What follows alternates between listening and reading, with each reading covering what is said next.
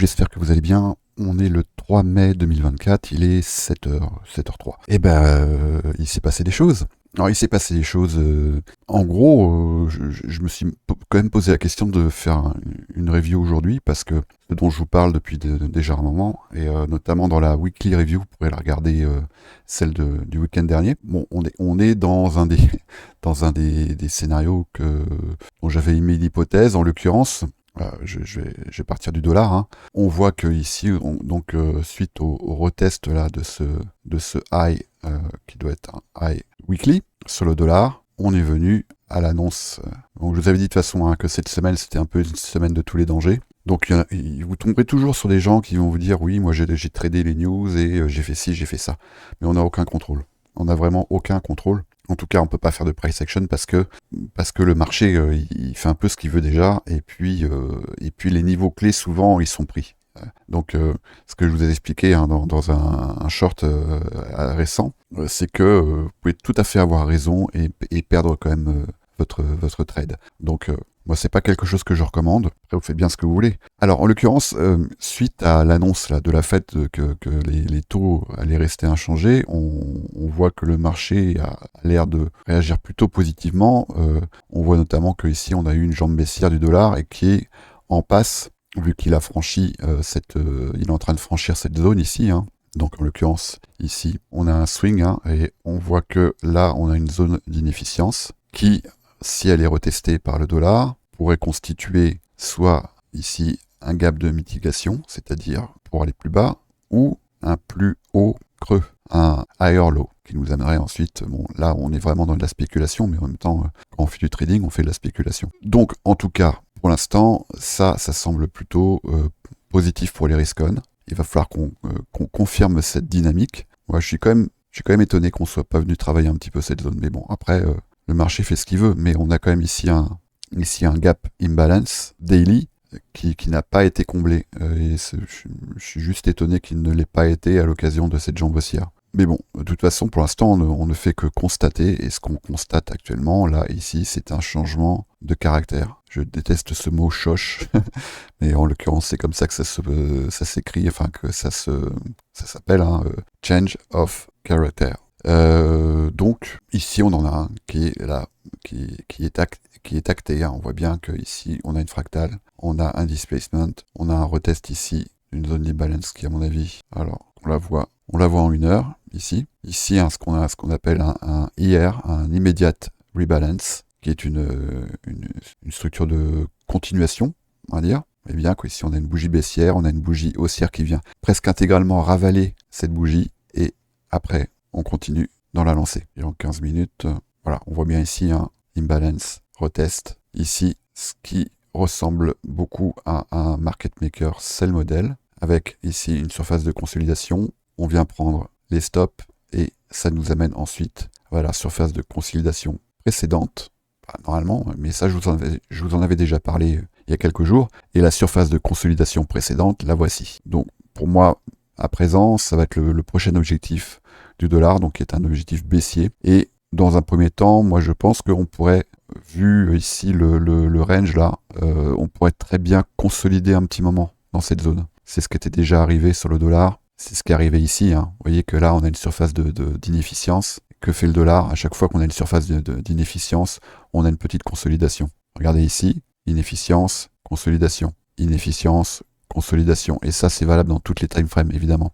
Donc, s'il s'agit d'un sell model, on observerait ici, on a le premier stage de redistribution, et ici ça nous emmènerait vers le deuxième stage de redistribution avec une surface de consolidation dans cette zone qui prendrait cette forme, une manipulation ici, auquel cas ça nous emmènerait sous la surface de consolidation qu'on a avant, qui est donc celle-ci, et qui nous amènerait vers donc ce gap, ce volume imbalance ici en 4 heures. Ça nous amènerait, et ça fait un petit moment que je vous en parle. Moi, c'est mes objectifs à long terme, hein, mais je suis pas capable d'estimer la longueur du terme, en fait. Mais mes objectifs, moi, à long terme, ça serait ici de venir donc sous les 104 points. Dans un premier temps. Il est même probable que ça ne s'arrête pas là, mais dans un premier temps, ça serait ça. Donc, premier stage de redistribution, manipulation, on y va.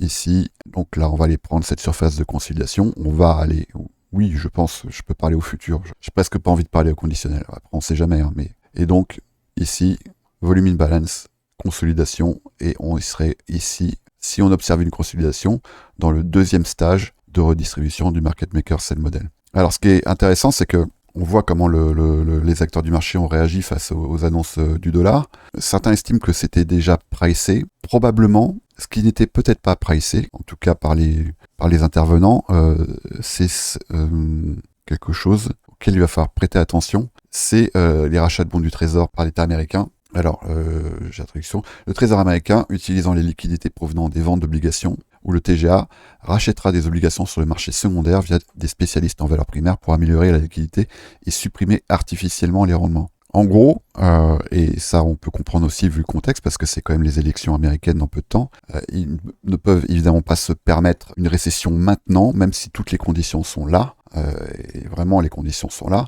mais en tout cas ils ne peuvent pas se le permettre là actuellement. Donc artificiellement ils vont tenter, je ne sais pas s'ils vont y arriver, mais c'est probable que oui, de reculer l'inéluctable. Et voilà sous quelle forme ça va se faire. C'est sous c'est en gros c'est un QE, un quantitative easing déguisé, caché, même si on a quand même des gens qui sont capables d'identifier voilà ce genre de mouvement.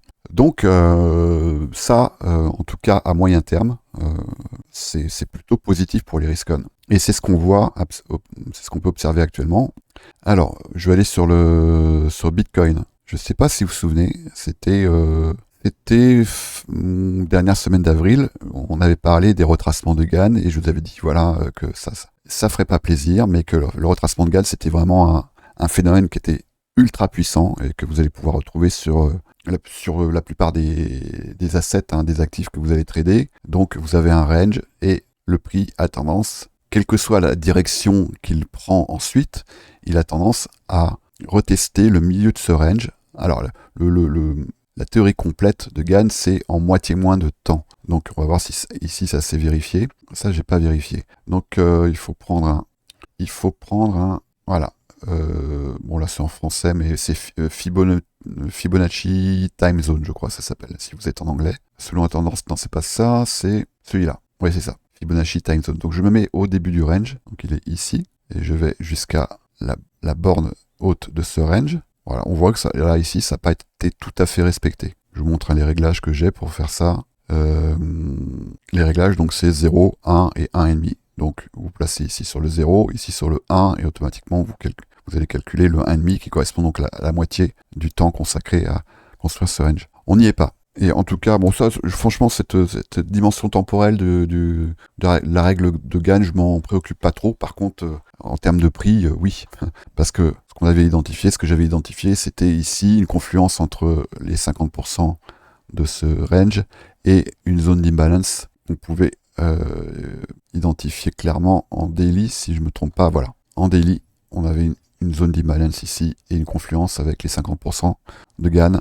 Et regardez ce que le prix est venu faire. Il est venu faire ça. Alors après, si on regarde bien en termes de price action, c'est pas gagné encore, hein, parce que là, on pourrait très bien ici sur les formations d'un plus bas creux, et tant qu'on n'est pas venu reconquérir cette zone, c'est-à-dire les 64 700, on va dire le prix a gagné une bataille, mais il n'a pas gagné la guerre.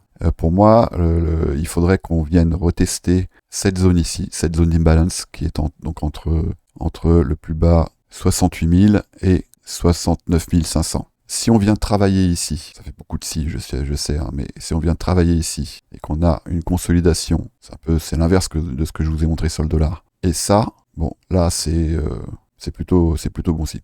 Bon, en tout cas, là ici la réaction de Bitcoin dans cette zone, si le Bitcoin doit rebondir, c'est par là que ça va commencer. Mais pour l'instant, on peut pas vraiment, on peut jamais de toute façon avoir l'assurance que le prix va aller vers telle ou telle direction. Mais on peut avoir des signaux. Ça, pour moi, c'est un premier signal que j'ai tradé d'ailleurs. Hein, c'est un premier signal. C'est par là que ça doit commencer en fait. Voilà, c'est ça que je veux dire.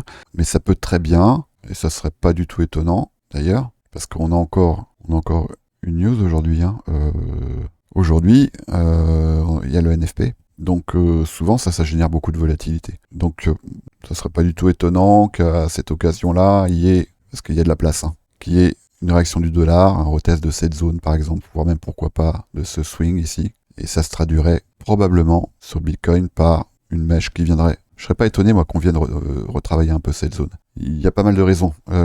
Parce que déjà, je vois sur crypto Twitter là, tout le monde qui lève un peu les bras vers le ciel. C'est bon les gars, on est sauvés. All in. En règle générale, ça se termine mal. Ce genre de comportement de foule, en règle générale, se termine mal pour ceux qui ne prennent pas le minimum de précautions. C'est vrai que là, on sort quand même, je vous en ai parlé, la dimension temporelle qui a épuisé, je pense, épuisé et inquiété beaucoup d'intervenants du marché. Et un peu comme après un temps de guerre, ben on fait la fête. Voilà. Et là, si vous voyez que ça fait la fête un peu trop tôt, c'est qu'il faut se méfier. Mais bon, après, on sait jamais.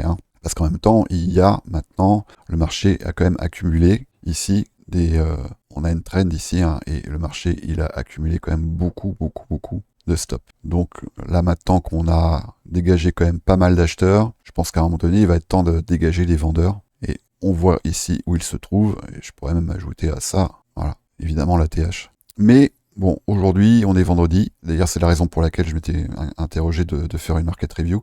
Je pense qu'il va falloir attendre la clôture weekly pour déjà essayer d'acter un peu une dynamique et voir un peu à quoi on peut s'attendre la semaine prochaine. Parce que la semaine prochaine, le temps est quand même un petit peu plus dégagé. Donc la semaine du 5 mai. Voilà. Là, je pense qu'il va y avoir moyen de s'amuser ici. Lundi, mardi, mercredi. Je pense qu'il va y avoir moyen de s'amuser un petit peu. Pour ceux qui font du day trading en tout cas. Et d'ailleurs, tiens, j'y pense, mardi prochain, mardi donc 7 mai à 15h15, je ferai une petite annonce, je ferai un short. Je vais organiser une session de trading en live, donc sur le Discord, réservé au salon VIP évidemment, ça se fera par YouTube, mais une vidéo non répertoriée. Donc pour ceux qui ne sont pas sur le salon VIP, dépêchez-vous de nous rejoindre parce que ça va être intéressant. D'autant que je vais inviter un trader qui n'est pas connu, qui n'est pas connu du grand public, qui s'appelle Keoni, Keo pour les intimes, et qui est un trader incroyable, dont j'ai vu moi personnellement, parce que je l'ai accueilli au début, il était débutant dans un groupe, et j'ai vu son ascension. Et aujourd'hui, c'est juste un trader qui est assez incroyable, et je pense que c'est intéressant, ça sera intéressant parce qu'évidemment quand on trade, on analyse, on prend position et après on attend. Et tout le temps qu'on va passer à attendre, on va discuter avec Keo de son parcours parce que lui, il a eu je crois que j'ai rarement vu quelqu'un d'aussi discipliné et travailleur que lui. Donc il a eu un parcours, parce qu'il est encore dedans, qui est juste incroyable et je pense qu'il peut être très inspirant pour ceux qui se demandent s'ils vont y arriver un jour. N'importe qui peut y arriver, il faut travailler, il faut être motivé, il faut être discipliné, il faut avoir le bon mental, le bon mindset, et lui il a tout ça. Donc moi vraiment je pense que ça serait vraiment très intéressant. Et puis évidemment on va trader, on va aussi confronter un peu nos pratiques, même si on se retrouve quand même beaucoup sur nos pratiques, parce que c'est quelqu'un au début que j'ai un peu formé, puis après il a volé de ses propres ailes. Et donc on va discuter, on va trader, et je pense que ça va être intéressant. Donc c'est mardi 7 mai à 15h15 sur le Discord du salon VIP. Et puis je sais pas trop combien de temps ça va durer. Ça dépend en fait sur quel time frame on va s'engager. Des fois ça prend quelques minutes, des fois ça prend quelques heures. Donc il est possible que le live ne suffise pas pour amener le trade à sa maturité, mais en tout cas je pense que ça sera intéressant quoi qu'il arrive. Donc je vous invite à nous rejoindre. Je vais m'arrêter là pour ceux qui ne sont pas dans le salon VIP. Je vais continuer avec les salons VIP. On va regarder un petit peu les niveaux qu'on peut essayer d'identifier. Est-ce qu'on va pouvoir essayer d'engager ou pas là dans les jours qui viennent. Allez, salut. Alors, ouais, donc bon, vous voyez un peu, c'est quand même... regardez la toute première vidéo que j'ai partagée dans le salon VIP, c'est le live fondateur du salon VIP. Je parle de ce phénomène déjà. Ce phénomène du retracement de Gann. Je sais pas si je vous ai parlé de Gann, mais en tout cas, je vous parle de ces phénomènes de retracement. Regardez aussi une vidéo que j'ai partagée, qui est publique, qui s'appelle Trend is your friend. Et bon, vous allez voir que parmi les phénomènes les plus puissants que vous allez pouvoir utiliser dans votre trading, celui-là vraiment en fait partie. Parce que, vous voyez bien, après, je vais pas revenir en arrière, mais si je prends un fib, je prends une jambe, n'importe quel range, ça commence en tout cas, ça veut pas dire que ça s'arrête là, hein, mais ça commence par un retest, la plupart du temps, de cette zone. Vous voyez, ici. Alors après, il y a une réaction, parce que là, ici, on voit bien qu'on est sur un sell modèle, mais en tout cas, ça, c'est une zone dont on peut se servir. Pourquoi? Bah, déjà pour prendre des profits. Hein, si vous entrez en position ici, si vous shortez, bah, si vous posez la question de savoir à quel moment je dois prendre des profits, bah, les 50% de gain, c'est évidemment une zone où il faut réfléchir à prendre des profits. Et là, c'est également à cet endroit-là que le prix est censé réagir dans un sens ou dans un autre. Donc ici, c'était à la vente. Il ne faut pas oublier que je suis en 4 heures et que, alors je ne sais pas s'il va me laisser y aller, mais si je passe en 5 minutes et que je retourne dans cette zone, je ne sais pas s'il va me laisser y aller. Donc là, si je passe en 1 heure, je vais me mettre en replay, je crois que ça devrait passer. Voilà. Et là après, si je passe en 5 minutes, oui, on voit ici que là, en tout cas en intraday, on aurait pu faire de très jolis trades, juste en utilisant ce principe de gain. D'accord? Vous voyez, je suis en 4 heures, j'ai identifié un range, j'ai identifié donc le seuil médian de ce range, les 0,5%, et ici, j'ai donc eu une consolidation, je peux m'attendre ici dans cette zone à un rebond. Et là, en l'occurrence, j'en ai eu quand même un très beau ici, changement de caractère, j'aurais pu rentrer ici, j'aurais pu rentrer là, d'autant qu'ici, on voit qu'on a une fractale, et après, j'aurais juste pu fixer un objectif fixe, 2 pour 1, 3 pour 1,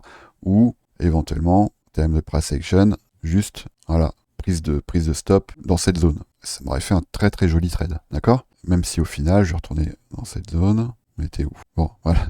Là, c'est ce que je viens de vous montrer. Hein. Vous voyez quelle forme ça a ici, même si au final, ça s'est soldé par ensuite une jambe baissière. Mais là, on aurait eu voire plusieurs jolis trades à passer ici également, d'accord?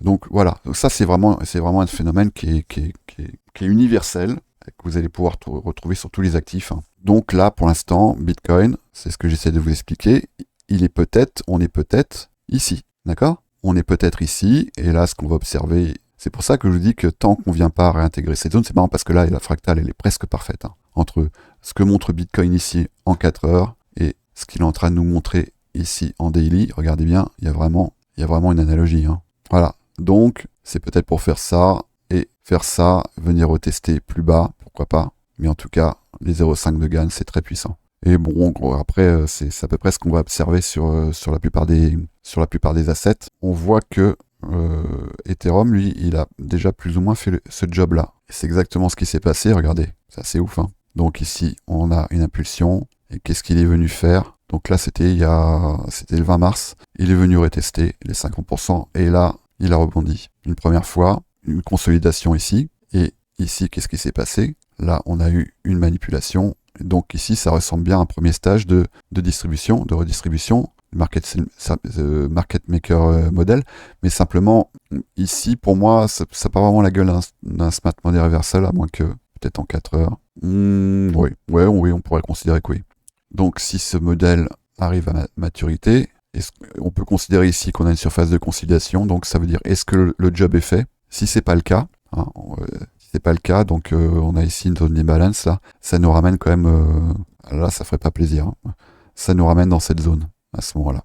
Ça nous ramène sous les $2000. Bon, pour l'instant c'est pas mon hypothèse privilégiée. Moi je pense qu'on a un peu de travail probablement à faire ici, mais que là on est dans une zone de rebond potentiel. À voir. On voit que ici sur Ethereum, on a quand même 2 impulsions baissières et le marché garde une mémoire. Hein. Donc ça va pas être simple quand même pour Ethereum, mais il va falloir déjà revenir travailler cette imbalance, réintégrer cette zone ici au-dessus des $3300, $3350, consolider dans cette zone probablement. Et après, là, on pourrait parler ici de market maker buy model, d'accord? Consolidation, manipulation, impulsion. Et là, ici, deuxième stage de réaccumulation qui nous amènerait, auquel cas, sur alors c'est pas un ATH, mais c'est un plus haut annuel. Hein. Voilà, j'ai pas grand chose de plus à dire, si ce n'est qu'il faut, malgré tout, 2 choses. 1, il faut rester prudent, ça c'est évident. 2, si vous ne vous commencez pas, si vous ne vous êtes pas déjà positionné, et si vous ne vous positionnez pas maintenant, quand est-ce que vous allez le faire? Voilà, ça c'est quand même une question à vous poser. Parce que là, il faut quand même bien regarder ce que Bitcoin a fait. Hein. Donc je suis pas en train de vous dire que ici on est sur un plus bas, il est possible. Moi je pense que qu'on pourrait tout à fait venir travailler un peu plus bas. Et que là ça serait quand même, notamment après le soulagement de ce que Bitcoin est en train de faire et puis la plupart des alts, une belle petite jambe baissière ici, ça ferait quand même pas du bien au sentiment de marché. Et c'est peut-être de ça dont le marché a besoin pour rebondir. Voilà. Et puis sur le SP500, on est un peu... il est quand même beaucoup plus corrélé que Bitcoin, le SP500, au dollar. Donc pour l'instant, ça me plaît assez ce que je vois. Si on venait déjà réintégrer ici pareil, GAN, hein, toujours, hop, range. Qu'est-ce qu'on est venu réintégrer? 50%. C'est toujours assez ouf, hein. Si je le prends ici aussi, hop, range. Et là, qu'est-ce qu'on vient réintégrer? Pareil, pas de clôture sous les 50%. Donc, parmi parmi les critères qui peuvent vous aider à formuler un biais, vous avez évidemment la tendance. Ça, c'est presque ce qui est le plus important. Mais vous avez certains phénomènes comme ce retracement de GAN qui est vraiment très puissant. Par exemple, ici, on voit bien que là, on a une jambe et ça nous ramènerait sur les 60 600. Ça ne veut pas dire qu'à 60 600, on va échouer et on va aller plus bas. C'est peut-être le cas. Si on doit échouer et aller plus bas et retester cette zone d'imbalance, ça serait ici. Ça serait dans cette zone-là. Ça va être un peu plus haut, ça peut être un peu plus bas, mais ça serait dans cette zone-là. D'accord? Donc, si par exemple vous avez engagé un trade là sur ces plus bas, de penser à prendre des profits dans cette zone, oui, à mon avis c'est smart.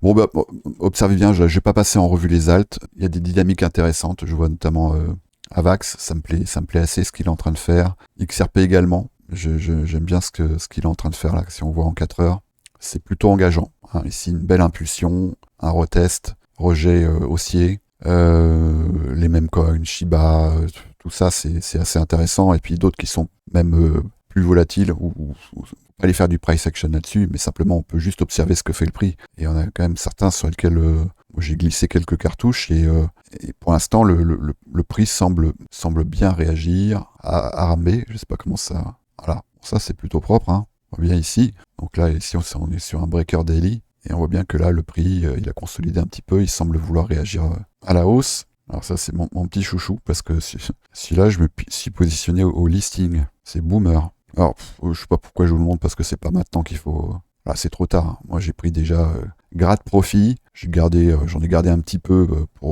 parce qu'il semble, pour l'instant, vouloir aller plus haut. Mais moi, je me suis positionné par ici, hein, vraiment presque au listing, quelques heures après le listing. Bon, c'est les élections, donc là, les mêmes de président, c'est complètement débile, hein, mais n'empêche que ça fait... Il y a eu celui de Biden, là, il y a celui de Trump, c'est le MAGA, il s'appelle. Je crois que c'est le ticker, il me semble que c'est MAGA, ou Trump, je sais plus exactement. Enfin, si vous voulez, je vous donne le numéro de contrat, mais bon, ça, c'est franchement, c'est des poussières de pourcents de votre capital qu'il faut mettre là-dedans, parce que ça peut partir dans tous les sens. Mais par contre, gros décalage à la hausse potentielle si ça part dans le bon sens. Bon, on en reparle plus tard. Donc, notez bien sur vos agendas, session de trading live avec Keoni, mardi 7 mai à 15h15. Ça se fera dans le Discord, mais je vous enverrai un lien YouTube, ça sera un live. Et puis ensuite, je le mettrai